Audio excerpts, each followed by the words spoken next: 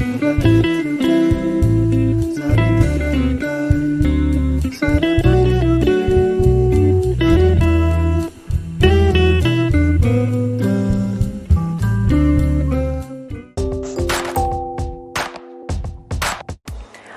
si celebrano i santi angeli custodi. Il nome angelo ha origine greca e significa messaggero.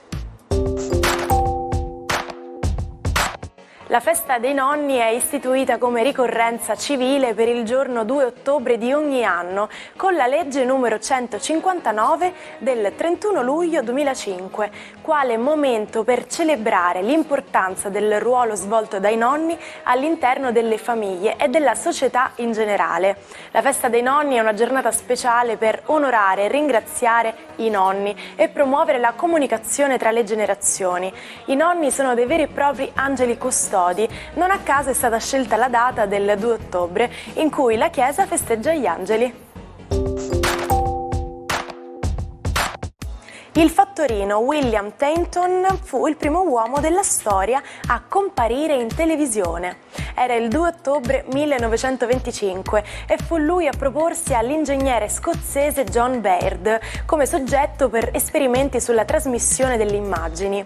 L'evento segnò un passo importante nell'evoluzione delle trasmissioni televisive, ma i primi esperimenti iniziarono in Italia solo nel 1929. Il primo programma televisivo regolare della storia, legato all'11ª Olimpiade di Berlino, venne trasmesso il 22 marzo 1936. Ma a cosa servono i robot? Un robot è una macchina costruita per eseguire azioni complesse. Può essere telecomandato, ma in genere è progettato per un funzionamento automatico. Ad esempio, viene utilizzato per compiti ripetitivi o di precisione negli interventi chirurgici, o viene inviato in zone pericolose per le persone per effettuare un soccorso. Buon giovedì ai 12. Oggi la Luna è decisamente creativa, saltando in acquario e abbracciando Plutone. Cosa avranno in serbo nel regno della fantasia dell'acquario? Vediamolo un po'. Ariete, per voi è uno spirito creativo molto forte quello che vi pervade, proprio perché l'assist che vi dà l'Acquario vi fa di nuovo recuperare fiducia nelle trasformazioni che insieme al vostro team di lavoro potete operare. Intanto in amore regna incontrastata la passione. Toro, per voi invece la Luna ha una pesante quadratura ai vostri gradi perché si unisce a Plutone e tenta di mettervi dei dubbi, probabilmente dubbi ragionevoli, dubbi ragionati, ma che vi fanno arretrare un po'. Per essere sicuri aspettate tempi migliori e soprattutto il momento in cui avrete le finanze maggiormente rinforzate. Gemelli, uno stimolo incredibilmente creativo oggi su Urano, peraltro pianeta dell'Acquario, che ospitate proprio voi nei vostri gradi. Luna e Plutone vi soccorrono in una maniera molto piacevole e vi danno degli assist che potete utilizzare bene come idee al lavoro.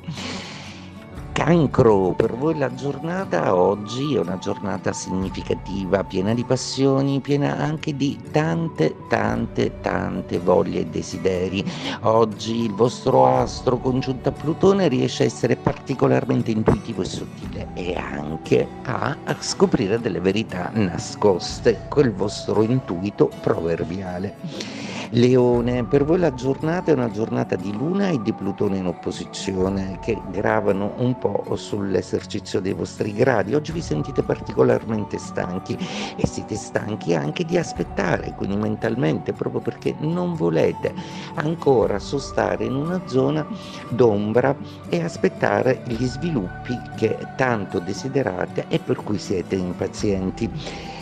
Vergine, giornata oggi molto interessante proprio perché alla vostra tecnica si può unire una buona dose di fantasia e creatività, ma è soprattutto nella passione e nello stuzzicare in amore il partner. Mercurio invece nei vostri gradi è un po' in difficoltà con Giove, non trova le parole adatte per esprimersi.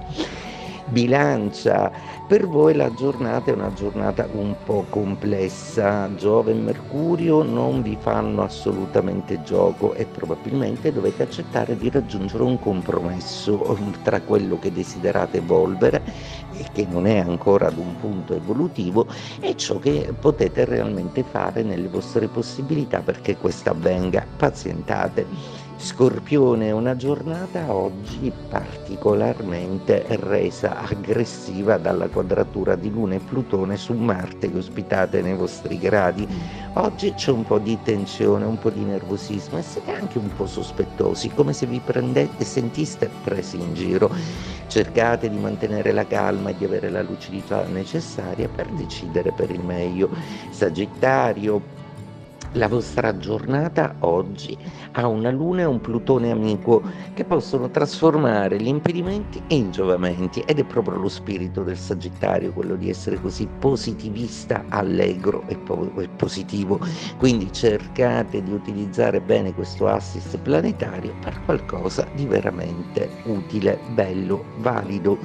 Capricorno, per voi la giornata vede Luna e Plutone trasformare proprio sotto i vostri occhi i sentimenti, vi sentite diversi, vi sentite nuovi ed è proprio quello che la profondità del vostro pianeta Saturno sta cercando negli abissi sentimentali dei pesci dove risiede per adesso.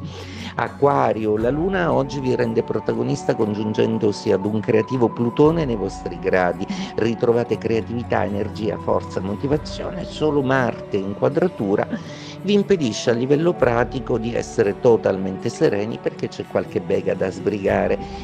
Pesci, la giornata oggi vede una Luna e un Plutone andare d'accordo con Saturno e anche il vostro pianeta Nettuno, per cui oggi vi sentirete molto forti, avrete l'idea giusta e sarete molto affascinanti e coinvolgenti. Su 7 quotidiani statunitensi viene pubblicata per la prima volta la striscia di fumetti Peanuts, con testi e disegni firmati da Charles Schulz. Il 2 ottobre del 1950 si presentano ai lettori Charlie Brown e il cane Snoopy, con i loro inseparabili amici Shermie e Patty. Più tardi arriverà Lucy Van Pelt e suo fratello Linus, piccolo saggio che non si stacca mai dalla sua copertina. Questo è uno di quei casi in cui le espressioni inglese e quelle italiane coincidono quasi perfettamente. Stiamo parlando del modo di dire nascondere la testa sotto la sabbia, che in inglese viene espresso con bury one's head in the sand. Mantenendo praticamente la stessa formula, almeno questa volta l'inglese ci viene in aiuto. Creativo, stravagante e genialmente folle. Il matto del giorno è il pittore e scultore francese Marcel Duchamp. Inizia a dipingere paesaggi impressionisti per passare attraverso il cubismo ed entrare nel periodo futurista. È ricordato per i ready-made, letteralmente confezionati. Si tratta di oggetti di uso comune prelevati dal loro contesto quotidiano ed esposti come opere senza interventi da parte dell'artista. Il primo è Bottle Rack, lo scolabottiglie del 1914. L'originale non esiste più, buttato via dalla sorella di Duchamp. A partire dal 1925 Duchamp si dedicò quasi esclusivamente al gioco degli scacchi, partecipando a tornei e campionati sia individualmente sia quale membro della squadra francese, arrivando ai vertici della specialità. Ci salutiamo con la frase del giorno. Occhio per occhio rende il mondo cieco. Ci vediamo presto per un'altra puntata dell'Almanacco. Io vi aspetto qui come sempre. Buona giornata e a domani.